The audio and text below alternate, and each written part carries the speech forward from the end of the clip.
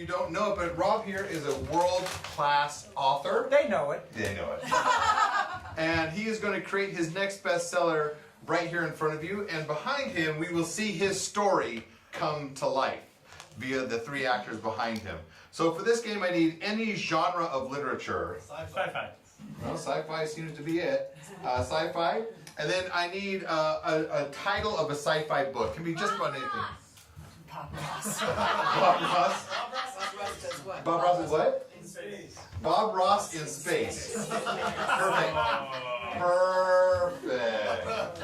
Bob Ross in space. Okay. And Rob, when you're ready, take it away. Bob Ross in Space, a sci-fi novel by Rob. Chapter 1. It was a warm day at Cape Kennedy in Florida. Actually, the Kennedy Space Center on Cape Canaveral. There was a lot of confusion about the names back in the 60s, if you remember that. It's a really warm day today, over. At Michigan I Control. would say it's really more of a mild, inclement day. Yeah, the dew point is 27.2 and humidity is 85%. I would say that's warm. Okay, whatever. Agree to disagree. Mission Control countdown was on for the 74th mission to Mars, and Bob Ross was on board.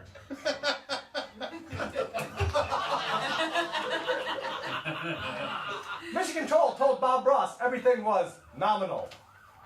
Yeah, Bob, everything looks nominal across the board. You're 5 by 5. Roger that. Nominal is amazing. Roger, also from my end, thank you for asking.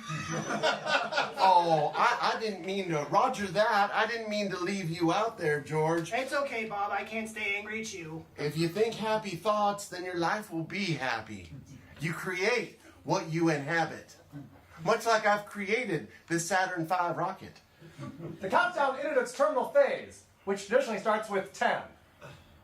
Yeah, we're getting ready to enter our terminal phase, so we're preparing to enter and entering to prepare, over. I think I'm feeling happiness for the first time in my life. Roger that. You just have to paint yourself into a happy little corner and start the countdown at 10. Oh, right. 10, 9, 8, jump ahead, 2, 1. Ignition. The rocket flew into the clear Florida sky. Bob Ross was on his way to Mars. His last words as he blasted away from Earth were, Tell everyone that I love them, and they gotta paint themselves a happy little cloud from now on. Because I'll be a part of the happy little clouds. Copy that, Bob. Happy little clouds. Have a good trip, over. When you say everyone, everyone? Hello? Okay. Chapter 2. Bob Ross has just landed on Mars. He steps out of the spaceship and looks around and notices that his favorite object, there are none of them on Mars. He is distraught and says, Well, if this just isn't the picture of desolation.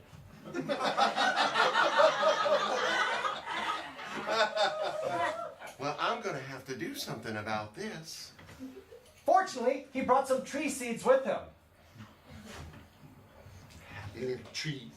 Happy little trees. You're happy little trees, aren't you? Yes, you are.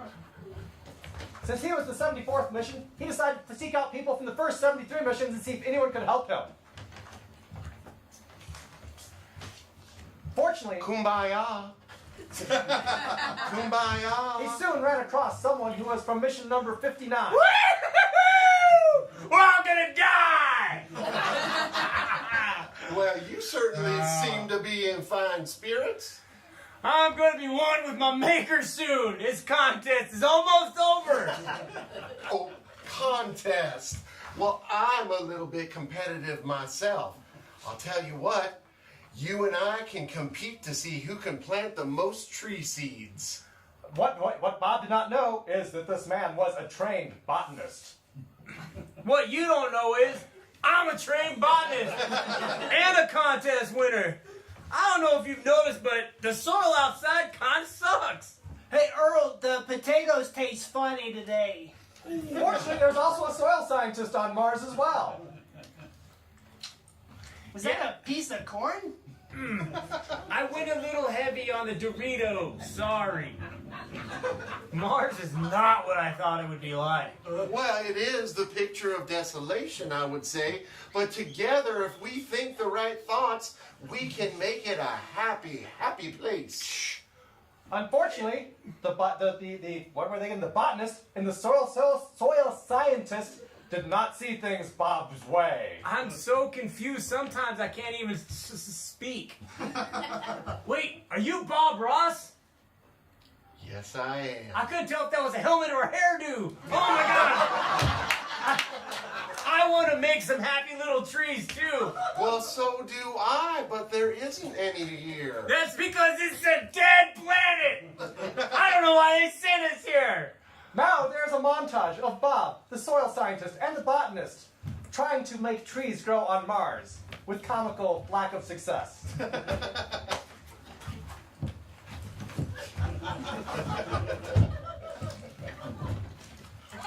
Aw, shucks. Even Bob Ross's usual sunny disposition is starting to wither. Shucks and darn. Well, that's a nice way to water the trees. The water's not working. I agree. It works on the potatoes. Well, then maybe we could start making happy little potatoes. Chapter 3. 3 years later, Bob Ross is at the lowest point in his life.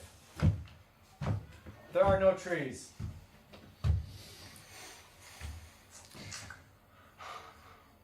I'm starting to forget what they look like. I am just not happy. Hey, Bob. Gosh darn it. Bob, don't feel sad. Look at what I found. I found some old powdered tang.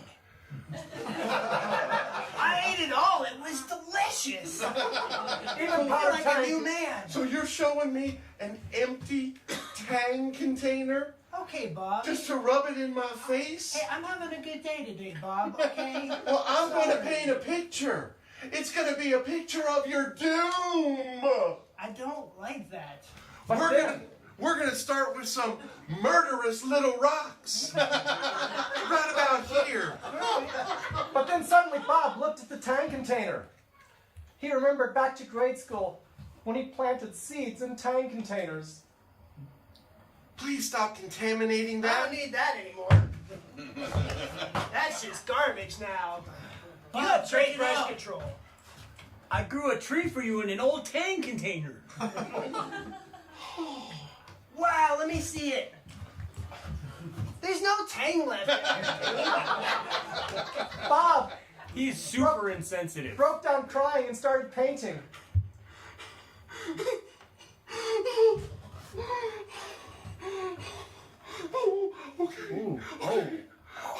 Okay, I'm gonna make a murderous little alien over here, and then I'm gonna go ahead and make an apocalypse up here, and then I'll make a nuclear winter right over here in the corner.